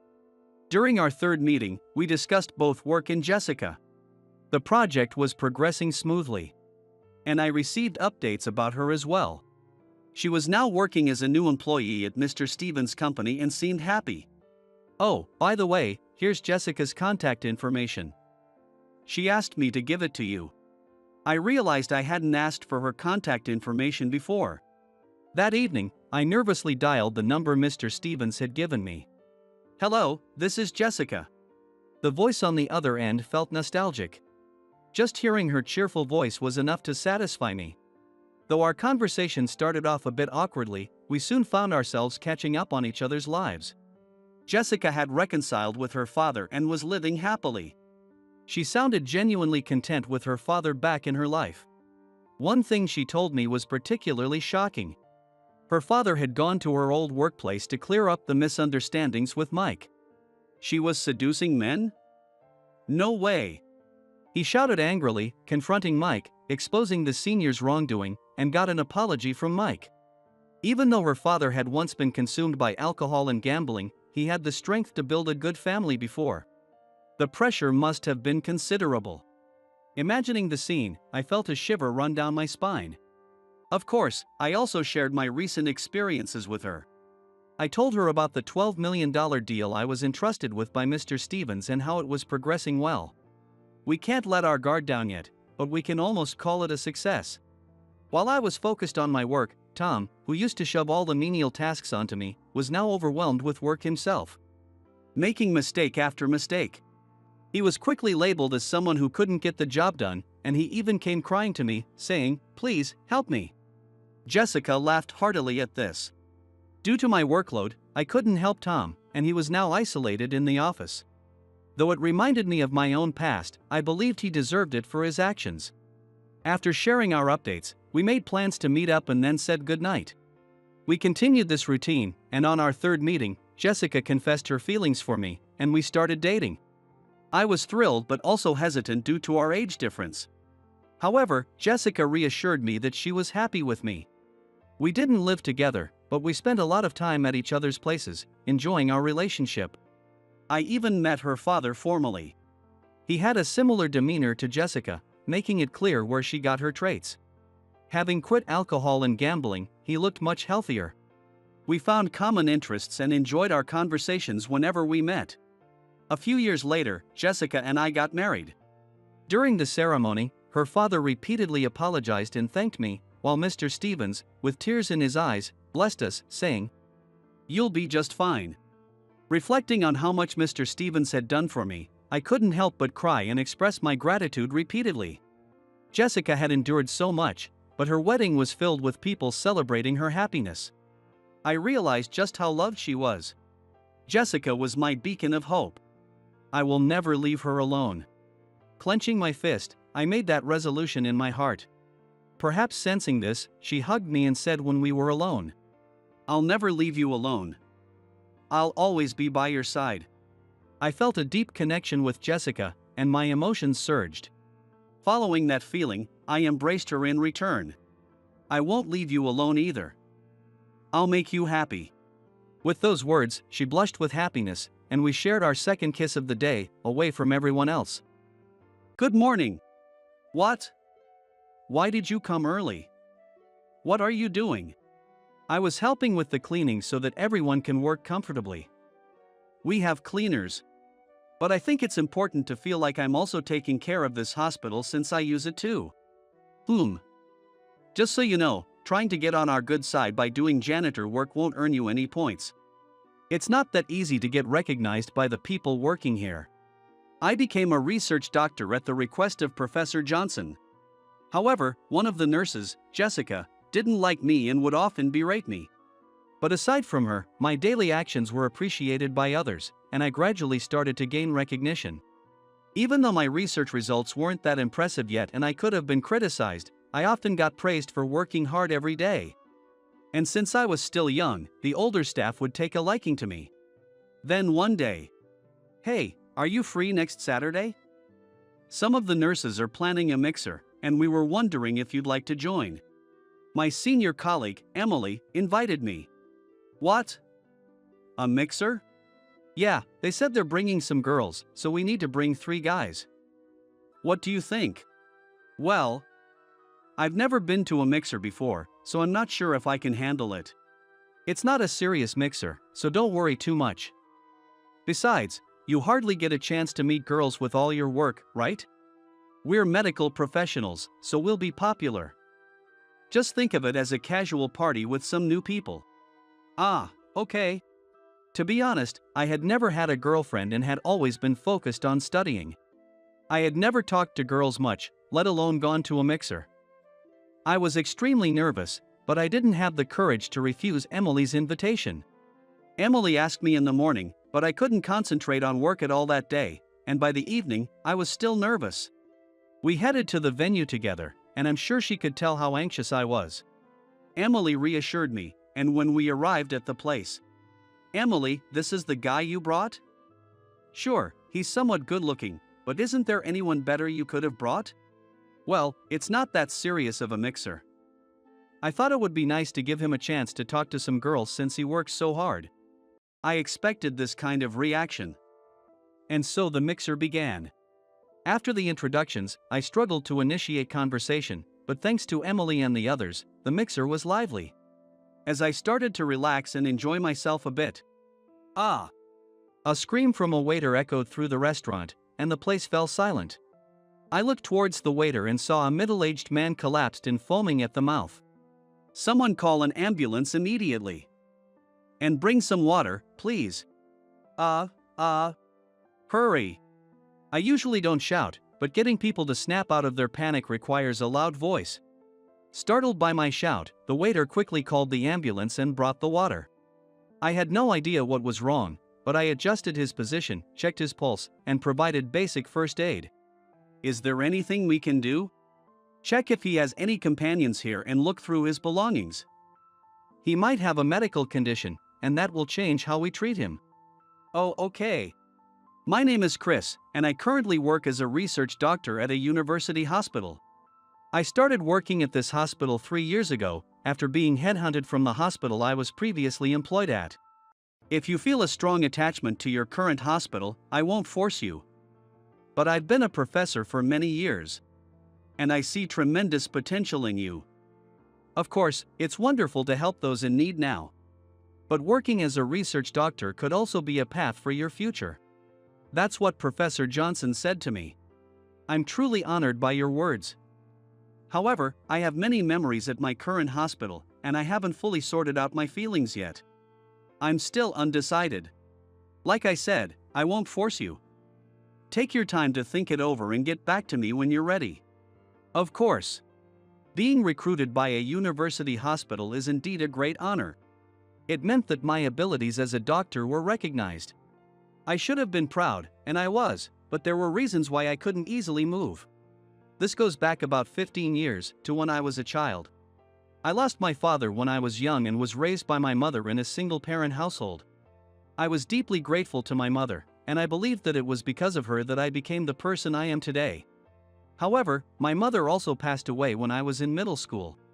She had a chronic illness that worsened, but she never showed how sick she really was in front of me. She suddenly collapsed one day, and despite being rushed to the hospital, it was too late. She passed away a month later. My mother was everything to me, and her presence had been my support. I wasn't a particularly strong person mentally, and losing her plunged me into despair. I spent my days not going to school and not talking to anyone. I was taken in by my mother's relatives and raised by them, but I always had my mother in my heart. My life felt empty until I graduated middle school. However, things changed when I entered high school and met a friend who changed my life. "Your grades in the last midterm were amazing. How do you study?" "I don't do anything special. I just review what I learned in class and make sure I understand it. Then I review for about 10 minutes after I get home." "Just that. You're a natural genius, Chris." I knew I was good at studying compared to others, but I never considered myself a genius. In fact, although my scores were higher, I admired his hard work and dedication. He once told me he didn't join any clubs to focus on his studies. He probably wanted to get into a good college, but I wondered what his motivation was. At first, it wasn't that great, so I was always curious. "You're working so hard on your studies, what are your goals?" "I want to become a lawyer. My father almost got scammed once, but a lawyer helped us out. We couldn't afford to pay him. But he said helping people was his mission. Since then, I've wanted to become a lawyer to help people." Wonderful. I didn't say it out loud, but I truly felt that way deep down. Even though he's still a student, I was honestly envious of having such a clear vision for the future. I had lost my mother and lived without any purpose or energy. I was good at studying and thought getting good grades might help my future, but that was it. His influence made me start thinking about my own future. My strength was studying. I thought about how I could use my academic abilities to make a difference. My mother's memory came to mind. If I had medical knowledge, I might have noticed her condition earlier. I wanted to reduce the number of people who, like me, lost someone dear at a young age or suffered like my mother. It might sound grand, but I truly believed it was my mission. I worked hard towards becoming a doctor. I wasn't in a position to live a normal life. I couldn't ask my mother's relatives to pay for medical school, so I aimed to earn a scholarship with my grades. I'm aiming for first place in the finals. Of course, I'm planning on it too. I won't lose this time. We motivated and challenged each other. As a result, we consistently ranked at the top of our class and got into our first choice universities. I also received the scholarship I aimed for, which was a truly satisfying result. Though we parted ways, we still keep in touch and update each other on our lives. As a doctor and he as a lawyer, we continue to strive together. After graduation, I started working at a local hospital, excelling on the front lines as a doctor. This performance caught the attention of a university professor who reached out to me. So, I've been offered a position at a university hospital. I understand that a doctor's job isn't just about helping the patients in front of me. But, my reason for becoming a doctor was to help those immediate patients. I feel like this would deviate from that goal. I get what you're saying, but as a research doctor, you could potentially save thousands, even millions of future patients. Something you can't do as a clinical doctor. Well, that's true. If your goal is to help people, then you don't need to be particular about the method. You should fully utilize your abilities where they're needed most. Hearing his words, I decided to work at the university hospital. Looking forward to working with you. I'm really glad you decided to join. Let's work well together. Working as a researcher is different from working as a regular doctor. That's why I knew I needed to keep my focus and work hard. Every day was new and challenging, but it was a tough life. Hey, are you the new doctor? Haven't seen you around before. One of the nurses, Jessica, spoke to me. I joined a little while ago. I'm currently working as an assistant to Professor Johnson. Oh, so you're one of Johnson's connections? He's pretty lenient with his inner circle. Did you get in through connections too? Well, in a way, yes.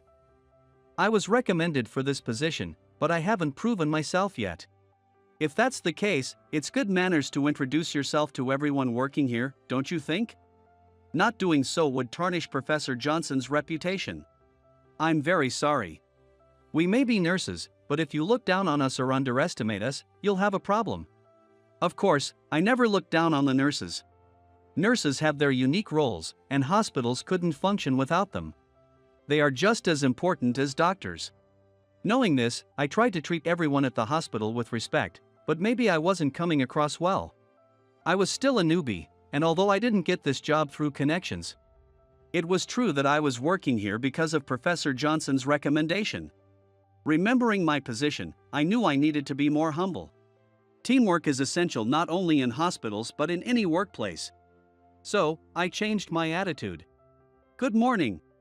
What? Why did you come early? What are you doing? I was helping with the cleaning so that everyone can work comfortably. We have cleaners. But I think it's important to feel like I'm also taking care of this hospital since I use it too. Just so you know, trying to get on our good side by doing janitor work won't earn you any points. It's not that easy to get recognized by the people working here. It's not that I was trying to get on their good side. Of course, I didn't want to be disliked either, but Jessica was particularly harsh towards me. I didn't know her past or why she disliked rookies like me, but her attitude towards me was very severe. She was friendly and smiling with others, and honestly, she was quite beautiful and well-liked. She was efficient in her work and admired by many, but she never warmed up to me, even after 6 months. However, others praised my daily actions, and I gradually gained recognition. Although my research results weren't significant yet, and I could have been criticized, I was often praised for working hard every day. Since I was still young, the older staff took a liking to me. One day, "Hey, are you free next Saturday?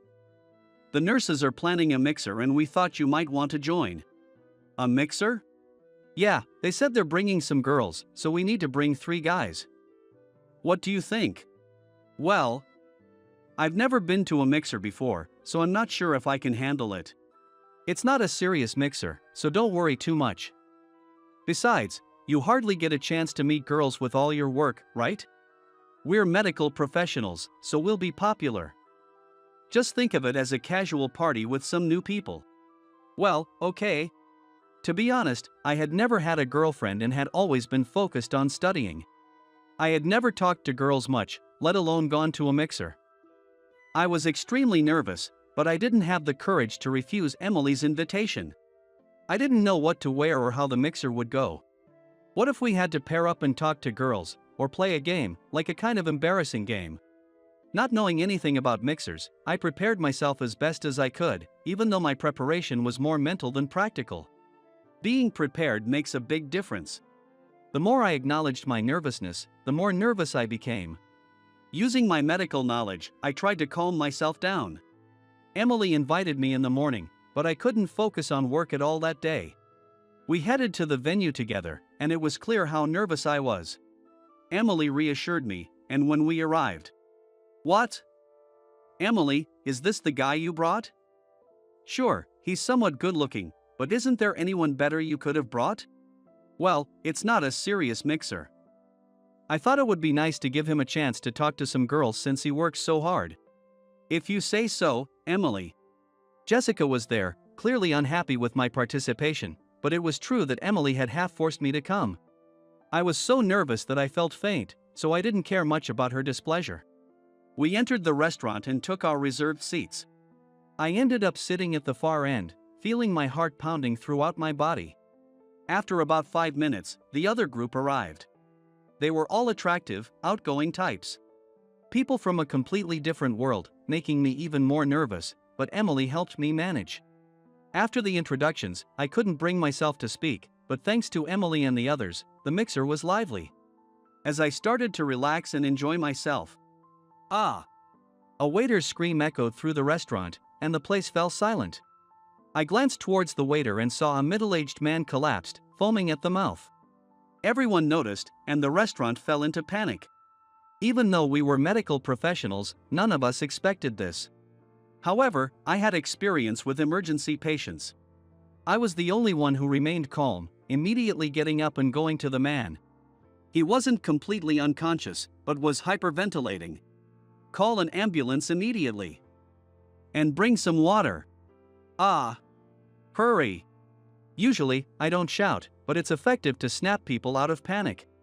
Startled, the waiter quickly called the ambulance and brought water. I didn't know what was wrong, but I adjusted his position, checked his pulse, and administered first aid. "Is there anything we can do?"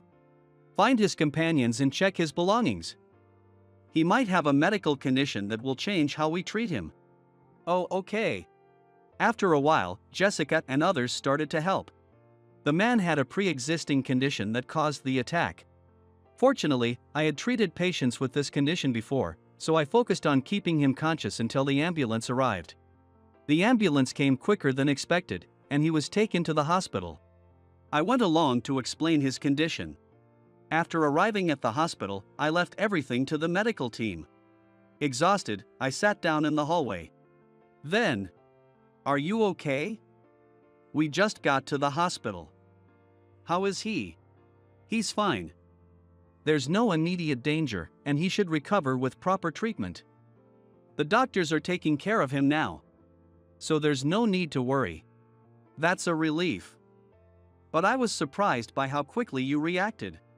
I've handled emergencies at my previous hospital, so I didn't panic." "It's normal for a doctor to be prepared for this. We've studied hard to save lives." When I said that, she fell silent. I wasn't trying to boast, but it might have sounded like I was blaming them for their delayed reaction. Honestly, I didn't have the mental bandwidth to be that considerate, so I regretted not choosing my words more carefully. "You're right. I'm sorry for always being cold and accusing you of getting in through connections. Compared to you, we couldn't do anything. If you hadn't been there, I don't know what would have happened to that man. That's not true. Nurses save countless lives every day. Don't downplay that. Also, it's understandable to be shaken if you're not used to dealing with emergencies. But the fact is, I was the most shaken and couldn't do anything.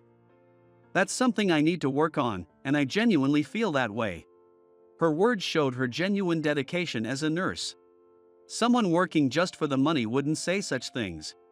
You're really serious about being a nurse. Of course. That's why I didn't like you. What?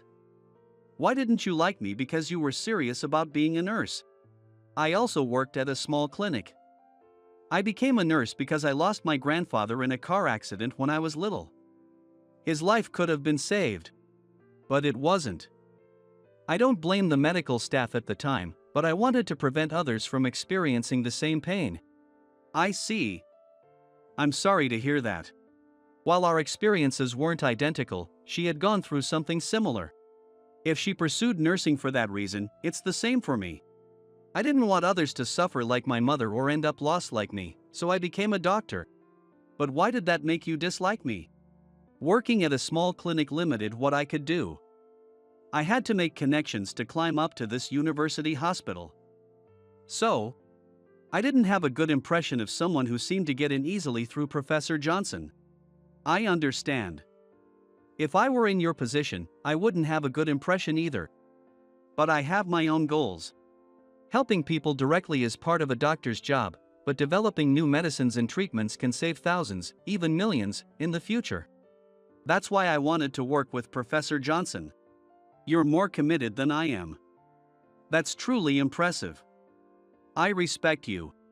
It was the first time she had said something positive about me, despite working together and seeing each other almost daily.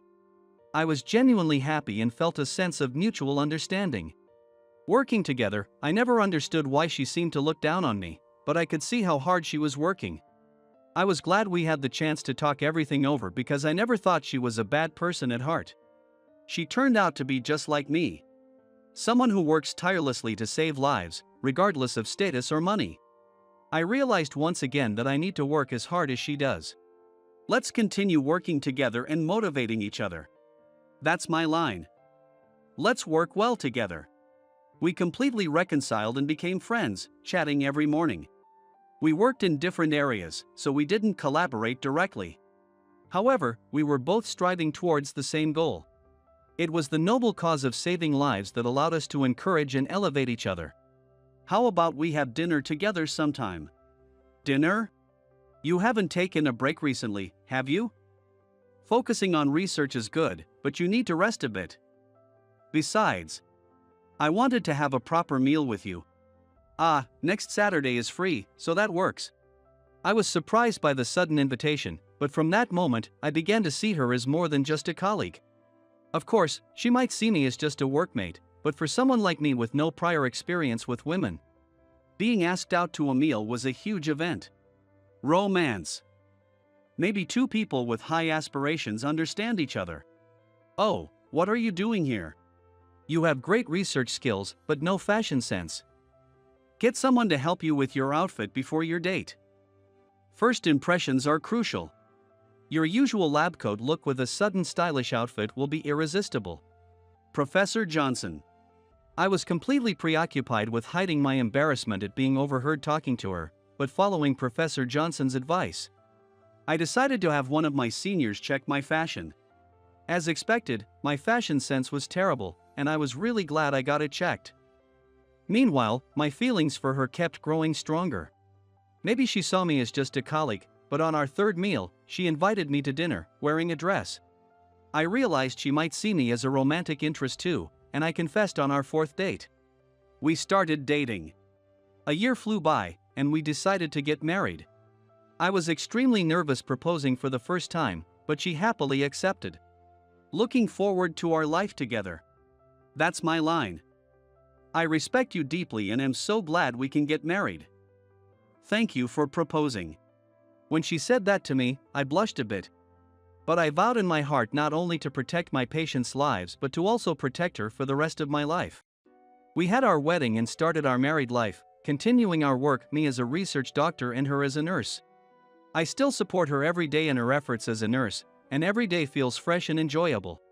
I've managed to achieve some success as a research doctor and am now working hard as a promising researcher. Life is unpredictable. Each encounter can lead to unforeseen relationships, and the key is to live by your beliefs. Of course, you'll encounter people who don't get along with you. But you'll also meet people who recognize and support you. I plan to cherish those people and keep living my life true to my values.